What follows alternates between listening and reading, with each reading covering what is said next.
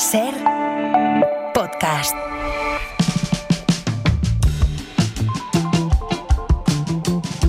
La sala de máquinas.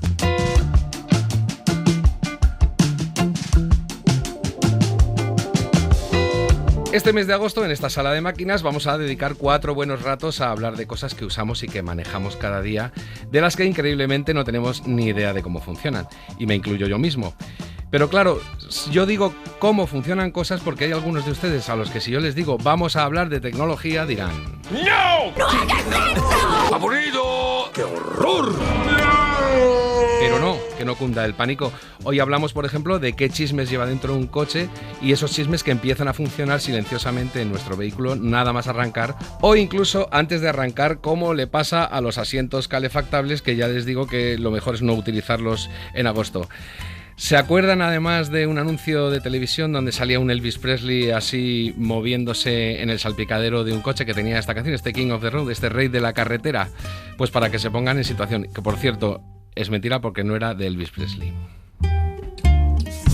Trailers for sale or rent, rooms to let 50 cents, no phone, no pool, no pets, I ain't got no cigarette. Claro, todos los que conducimos nos subimos y no tenemos nada más que montarnos en el coche, arrancas tu coche con la llave o con el mando a distancia, que es otra cosa que me vuelve loco, porque como yo tengo mando a distancia, cuando me subo tengo ganas de empotrarlo en algún sitio y no lo consigo, o sea, ese es mi nivel tecnológico. Y luego ya empiezan a ocurrir un montón de cosas que no sabemos y que nos están salvando la vida, nos están ayudando a conducir. Y para disipar todas esas dudas, o más bien para saber cómo funciona esa sala de máquinas de un coche, nos vamos a traer cada semana a uno o dos especialistas en la materia. Por ejemplo, esta primera vez nos hemos traído, claro, a alguien que sabe mucho de coches, que es Fran Espadas, que si yo les digo que es Brand Manager de Renault... ¿Qué tal estás, Fran? Hola, ¿qué tal? Buenas tardes. Pues él me dirá, como me ha dicho antes, hombre, pero vamos a decirlo en español, responsable de gama comercial de Renault España, así mejor, ¿no? Mucho mejor. ¿Que eso quiere decir que haces qué? Pues hago todo lo relacionado con mi equipo, lo relativo a los lanzamientos de los modelos de Renault en España y fijar los precios y ponerlos en el mercado. Bueno, o sea que es el que se ocupa de que nosotros tengamos coche o no tengamos coche, fundamentalmente dentro de Renault España. Pero nos hemos traído también a otra especialista que lleva muchos años en el periodismo del motor, que es Ana Pérez. Actualmente ella es jefa de sección de la revista Esquire. ¿Qué tal estás? Hola, ¿qué tal, Iñaki? Buenas tardes.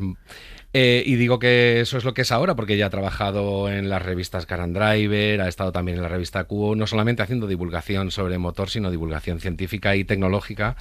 Mucho y muy bien, por cierto, durante un montón de años. O sea que creo que estamos bien cubiertos hoy para empezar a no gritar, como decía yo antes, por pánico, a no entender nada. La primera pregunta para los dos es, por ejemplo, empieza tú, Fran, si los coches ahora ya son mucho más parecidos entre sí, dado que la tecnología empieza a estar mucho más al alcance de todos, que antes. Imagínate, hace 30 años decías, los Volvo tienen tal cosa que no tienen los Renault y no tendrán nunca porque eso es una tecnología muy cara. Se ha, digamos, acortado un poco la distancia entre la potencia tecnológica de unas marcas y otras.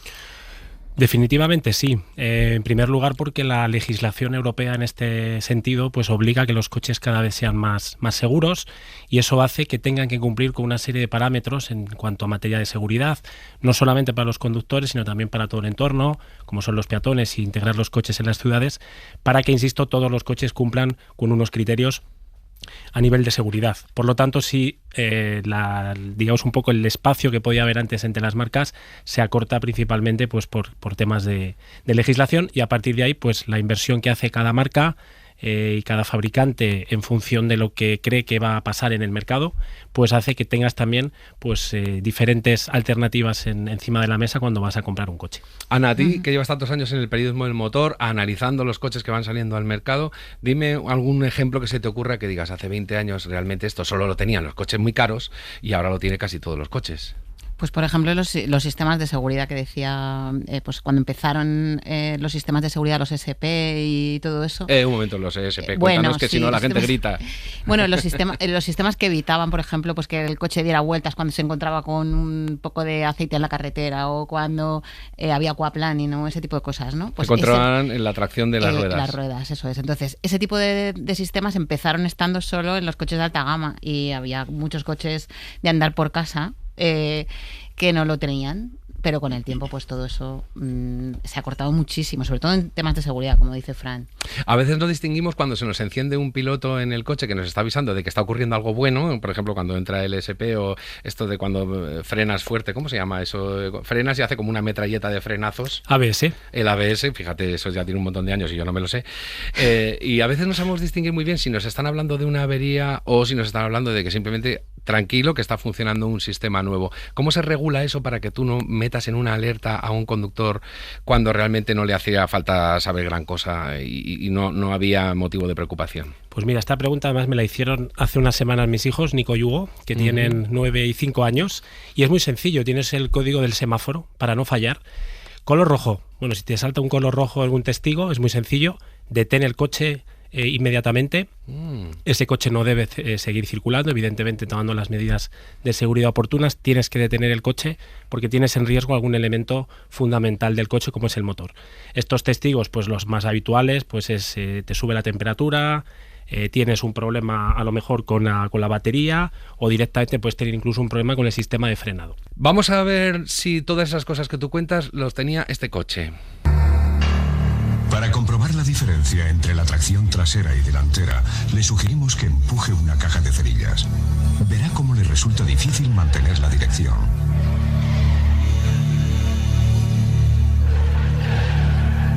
Ahora, haga lo mismo con tracción delantera. Y ahora, con tracción a las 4 ruedas.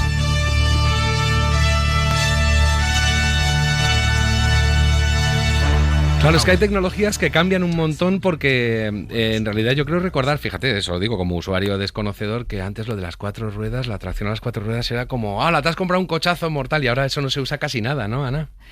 Bueno, hay coches que lo llevan y hay muchos coches que lo llevan. Lo que pasa es que es verdad que es algo que yo creo que ha ido cambiando con el tiempo. Antes estaba asociado a un tipo de conducción determinada, o sea, a 4x4, a gente que tenía coches que se metía en el campo o ahora hay mucha gente que lo compra o opta por tenerlo en un coche simplemente pues porque vaya a esquiar de vez en cuando o porque es verdad que la conducción 4x4 cada vez es más rara. Claro, bueno, sobre todo en España, claro, España. Porque se utiliza para qué exactamente.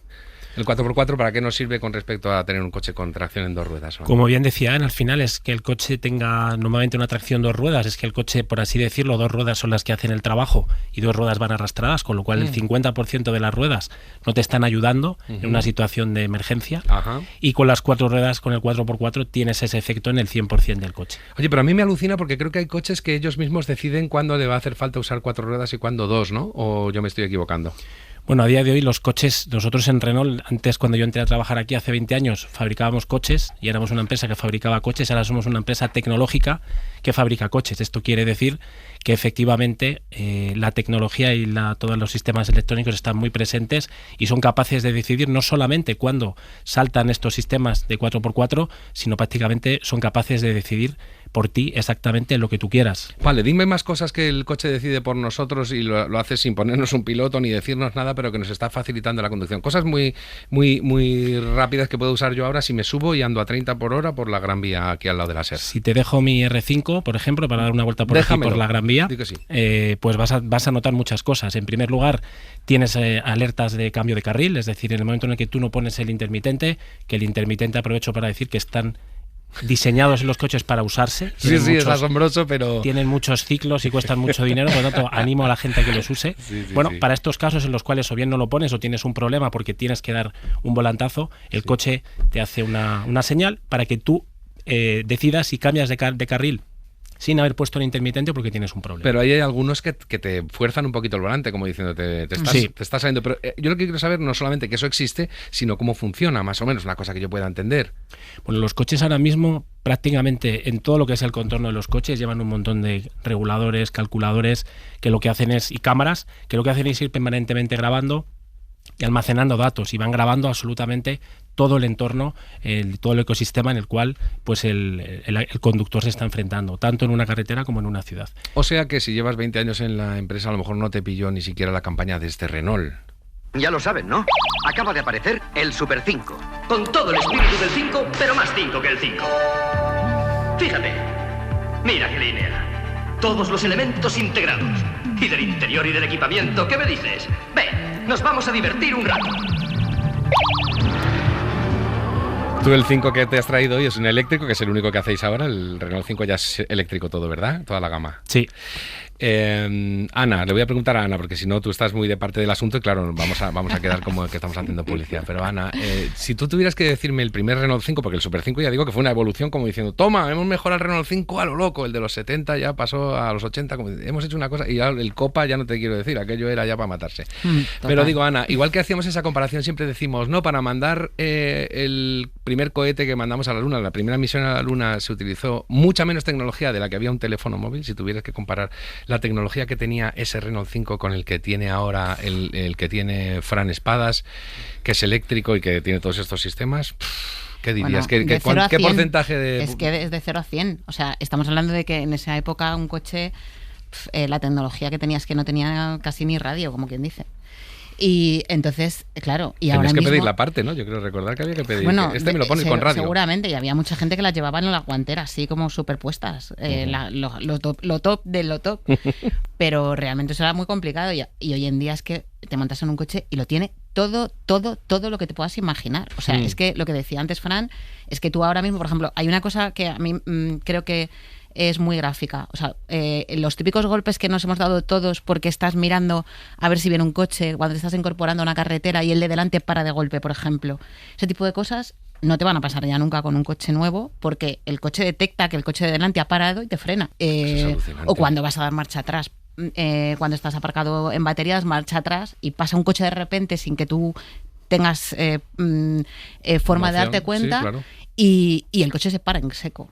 Entonces eso evita muchísimos golpes de esos tontos que teníamos antes, que seguramente eran el 90% de los golpes. Fran, ¿cuántos años de desarrollo puede llevar, por ejemplo, la primera vez que inventasteis, yo llamo el sistema de regañinas? Porque a mí me regaña porque me voy a chocar con el de delante, o sea, el de detrás cuando estoy aparcando, o cuando me pasa un peatón al lado, o sea, es un coche bastante impertinente el que tengo yo. ¿Y cuántos años llevó desarrollar ese tipo de cosas que a nosotros ahora nos hacen la vida tan sencilla y nos parece que, bueno, que tienen que ir en cualquier coche? Te puedo dar un plazo de lo que se tarda en fabricar más o menos un proyecto de un vehículo. Ajá. Este tipo de tecnología depende mucho de cada contexto, pero para que te hagas una idea, desarrollar un producto nuevo en un coche más o menos se viene a tardar entre 3 y 4 años. Ya a día de hoy las marcas estamos preparados para poder afrontar este reto de hacerlo en 2 años, también precisamente para responder a las necesidades no solamente legislativas, sino también a las necesidades que tienen los clientes y del mercado. Entonces, bueno, más o menos puede oscilar entre ese plazo. Madre mía. ¿Y cuánta gente puede estar implicada solamente en un proyecto? Porque supongo que estará por equipos, imagínate. Unos se dedican, estoy anticuadísimo, al que estaban inventando el airbag, otros a los del ESP, otros están haciendo, supongo que va por equipos distintos, ¿no? ¿Cuántas personas pueden estar implicadas dentro de ese proyecto? Pues también es complicado darte una cifra. Lo que te puedo dar es un poco una visión. Por ejemplo, Renault en España, que tiene varias factorías. Tenemos no solamente las factorías de fabricación de los coches, sino que además también tenemos centros en los cuales desarrollamos los motores y tenemos un hub exclusivo también, un centro específico para tecnología de I+D+I. No te sé decir una cifra y no te la voy a dar porque me voy a equivocar y me van a regañar. No pasa nada, y nosotros no, pero si te regalan tus jefes ya estarás fuera de aquí, ¿no? Pero... para que os hagáis una idea, una fábrica como la de Palencia o una fábrica como la de Valladolid tienen cientos de personas que trabajan para que al final todos los elementos del coche al final acaben en la línea de montaje y den lugar a los coches que tenemos a día de hoy. Ana, esta gente tan amable que viene a la radio y nos cuenta cosas, luego es tan amable que invita a periodistas a que veáis exactamente cómo se hacen esas investigaciones, cómo se fabrica el coche y todo. ¿Qué cosas has visto bonitas en ese sentido? Uy, pues sí, nos invitan a ir a las factorías, por ejemplo, ver una fábrica de coches hoy en día es muy, muy interesante. Tiene una parte robótica importante, pero todavía hay una parte manual de detalle del final. Bueno, yo por ejemplo estuve en la de Ferrari, que es como muy especial, ¿no? Y eso fue impresionante, por ejemplo. Pero sí nos han invitado, por ejemplo, pues a ver cómo hacen el diseño, que eso es una cosa que a ti te puede interesar mucho, el diseño de audio de un coche, por ejemplo. ¿Cómo el diseño de audio? De audio, del sistema de audio de un coche, vale. Para que escuches bien la música dentro del coche, para que, bueno, porque los coches ahora también los sistemas de audio para escuchar en los coches también tienen una evolución importante. Es que te lo he dicho porque creo que tú alguna vez me explicaste cuando trabajábamos juntos, y le voy a pasar la pregunta a Fran Espadas de Renault, porque también se diseñan los ruidos que hay dentro del coche, o sea, primero cuánto está insonorizado, por supuesto, y luego cómo cierra la puerta, cómo cierra el portón de atrás. Cuéntanos todas esas cosas que hacéis para engañarnos y que compremos el coche solo por cómo suena la puerta. A ver, esto es percepción cliente, ¿no? Al final, cuando vas a comprar un coche, una de las cosas que suele hacer la gente, y yo no sabes muy bien por qué lo hace, pero lo hace, es abrir y cerrar las puertas. Bueno, pues ese ruido, eso te delimita, al igual que cuando compras algún teléfono de última generación, muy famoso, abre su cajita y eso tiene todos unos sonidos, es marketing puro, y tiene una serie de elementos que enganchan y te dan la percepción de que ese coche, por ese ruido de esa puerta, tiene quizá algo más de calidad. Lo mismo pasa, por ejemplo, el coche tiene las plazas delanteras y las plazas traseras. El dinero para desarrollar un vehículo es finito, desgraciadamente no es infinito, y muchas veces se pone más elementos en la parte de adelante porque es el conductor el que va a ir en el 100% de los casos conduciendo. A veces se deja un poco olvidada las partes traseras, y eso también cada vez más, al menos en Renault, lo estamos cuidando para que la experiencia también de los clientes en las partes traseras sean también importantes y sean también un motivo de decisión en cuanto al espacio y en cuanto a los materiales y a las calidades que te encuentras. Ahora que hablas de experiencia de usuario, te voy a contar una cosa a cuenta de lo que va a sonar ahora, que es otro anuncio, que yo me he quedado alucinado de ver que mi compañera Patricia del Río ha encontrado un anuncio en el que en el año 83 ya funcionaba esto de el coche se apaga y se enciende el solito cuando estás en un semáforo, eso que llamáis start-stop. Un motore pieno di salute? Sì. Per andare veloci, tenere la strada e frenare sicuri? Sì. Un bagagliaio grande e capace? Sì. Una berlina moderna e compatta? Sí. Con più spazio, più luce, più strumenti di bordo? Está en italiano, ya lo ven ustedes, porque es un Fiat Regata que hacía esas cosas. Y la experiencia de usuario que iba a contar es que un día un compañero aquí de la radio y nosotros, cuando empezaron a comercializarse esos coches ya de modo más general en España, íbamos de viaje con La Ventana precisamente, y entonces en Bilbao nos paramos en un semáforo y el coche se apaga. Me cachis en la mar porque me han dado mal, que este coche se cala. Entonces apagaba, lo volvía a encender y llegamos al siguiente semáforo. Me cachis en la mar que se ha vuelto a calar la vamos a devolver esta furgoneta, y alguien le dijo, ¿no será que tiene start-stop? Y entonces ya le das al acelerador y arranca solo. Eso, ¿tú eres capaz de explicarnos cómo funciona fácilmente? Porque aparte de todo, yo tenía entendido que lo malo de volver a arrancar un coche es que le haces un sobreesfuerzo que le vuelves a hacer gastar gasolina, batería y tal cual. Pero primero cuéntanos cómo funciona eso, grosso modo. Pues a ver, es muy sencillo. Tú cuando vas circulando con un motor de combustión, pues el motor va funcionando, va dando vueltas y va gastando carburante. En el momento que tú te paras en ciudad, en un atasco, en un semáforo, el motor sigue girando. El famoso ralentí, que es que el motor hace... Bueno, el motor sigue girando. Eso supone, en primer lugar, pues que el motor está trabajando sin sentido, porque el motor no está moviéndose el coche. Y en segundo lugar, y más importante para mí, estás gastando tontamente carburante. Tal y como está el precio de la gasolina o el gasoil hoy, no es inteligente no estar con un sistema que te haga que esto sea más eficiente. El start-stop lo que hace es que cuando tú te paras, absolutamente, el coche se detiene, el motor se para y por lo tanto ahorras carburante, tienes mejor confort dentro del coche, porque lo que hablábamos antes de la experiencia cliente y los ruidos no se producen, y también algo muy importante, no estamos emitiendo CO2 a la atmósfera de manera absurda. Fran, ahora haz como que no estás y yo le pregunto a Ana Pérez, ¿eso no estropea un poco el motor de arranque? Que siempre nos han dicho, cuidado, que si lo intentas muchas veces lo vas a cascar. No, porque este sistema evita eso precisamente. tiene un sistema especialmente pensado para que eso no sea así. Lo estamos pasando bomba, estamos aprendiendo cosas, yo sé que muy anticuadas, pero es que claro, los que no sabemos nada de coche nos divierte esto. Vamos a continuar con cosas que al final nos interesan a todos, pero ahora mismo no lo vamos a usar, lo he dicho al principio, que son cosas de esas que puedes programar antes de subirte al coche. ¿Cuántas cosas de esas hay antes de subirte al coche? Por ejemplo, lo de poner la calefacción, programarle, decirle voy a que me caliente el asiento, esto aquí lo hacemos menos, pero creo que los coches alemanes lo empezaron a incorporar rápido porque la gente llega a su coche a lo mejor a 10 bajo cero y primero a lo mejor no arranca, que creo que también calientan el motor, sino que sentarse en el asiento tiene bemoles. ¿Cuántas de esas cosas que puedes programar hay ya en el mercado en un coche mediano? Pues puedes programar climatización, bien calefacción o bien aire acondicionado, puedes programar asientos calefactables o asientos también ventilados, que también los hay, sobre todo para el sur de Europa.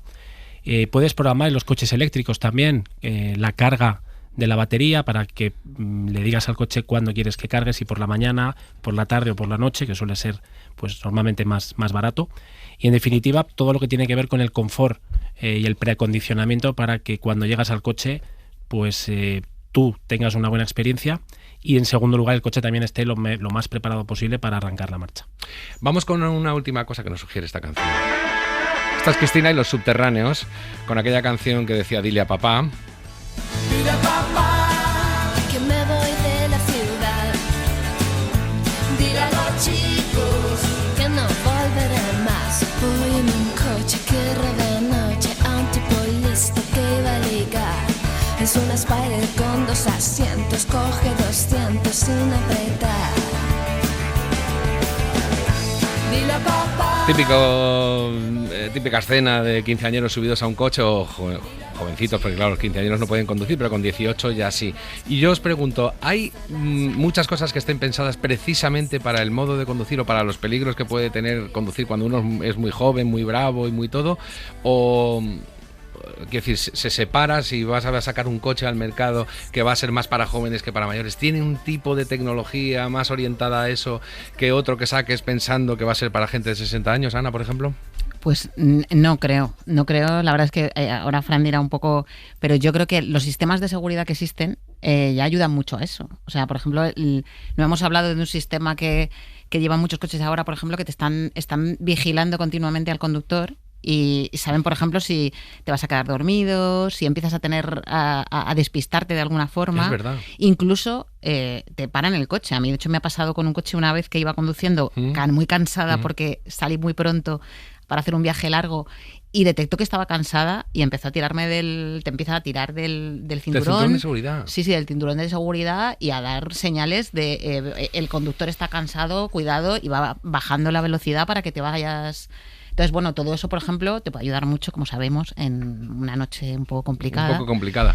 Y Fran, ¿cómo funcionan esas cosas? ¿Cómo detectan, por ejemplo, que yo me estoy quedando dormido? ¿Tiene una especie de cámara que me apunta a los ojos o cómo es? Sí, tienes una cámara, según vas conduciendo, en el puesto de conducción, a mano izquierda tienes el pilar donde está la puerta insertada y tienes una cámara. Además, esto es un tema que, como comentábamos al principio, es un tema de legislación. Todos los coches a partir de cierta fecha tienen que tener incorporado esto.